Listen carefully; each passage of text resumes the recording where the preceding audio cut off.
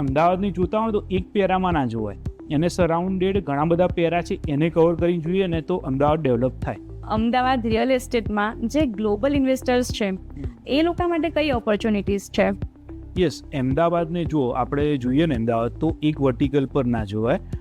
અમદાવાદમાં તમને કહું ને કે બધા બહારવાળા શું કામ રસ રાખે અમદાવાદમાં, તો એનું એક પેરા કહું તમને કે ઓલ ઓવર ઇન્ડિયાને કનેક્ટ કરતી DFCC કોરિડોર છે કે જે ટ્રાન્સપોર્ટેશન માટે બી આપણે એનું હબ છે, તો ગોતાવી જોડે એનું એ આપેલું છે સ્ટેશન એમાંથી. બીજી વાત કરું કે એનાથી આગળ જઈએ આપણે કે હજુ ટ્રાન્સપોર્ટેશનને બૂમિંગ કઈ ના મળે તો ધોલેરા SIR છે, તો ત્યાં એ લોકોએ કાર્ગો એરપોર્ટ આપી દીધું છે કે જેથી કરીને મેક્સિમમ ટ્રાન્સપોર્ટેશન માટે ઇઝી ગોઈંગ રહે, અને ઇન્ડસ્ટ્રી બી એની ત્યાં ધોલેરામાં આવે. તો ધોલેરા બી એ લોકોએ એ રીતના ડેવલપ કરેલું છે કે જેમાં ટ્રાન્સપોર્ટેશન બી ઇઝીયર કરી નાખ્યું અને મેન્યુફેક્ચરિંગ માટેનું બી હબ ઊભું કરે છે. તો એક ઇન્ડસ્ટ્રી ત્યાં ક્રિએટ થઈ રહી છે, બરાબર.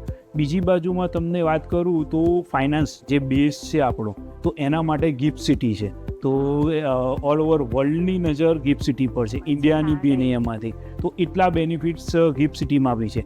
એટલે અમદાવાદની જોતા હોય તો એક પેરામાં ના જોવાય, એને સરાઉન્ડેડ ઘણા બધા પેરા છે, એને કવર કરી જોઈએ ને તો અમદાવાદ ડેવલપ થાય. એટલે કોઈ બી ઇન્વેસ્ટર હોય જે આઉટર ક્રાઉડને આપણે જોતા હોઈએ ને તો એ સ્માર્ટર હોય, એટલે એ લોકો ઘણા બધા પેરા જોતા હોય. તો આ બધા પેરા અમદાવાદમાં છે, અને અમદાવાદનું ઓલરેડી પરફોર્મન્સ લાસ્ટ 15 યર્સનું ફ્યુચરનું પ્રોજેક્શન એ બી બેસ્ટ જઈ રહ્યું છે. તો એ બેઝ પર ઇન્વેસ્ટર રસ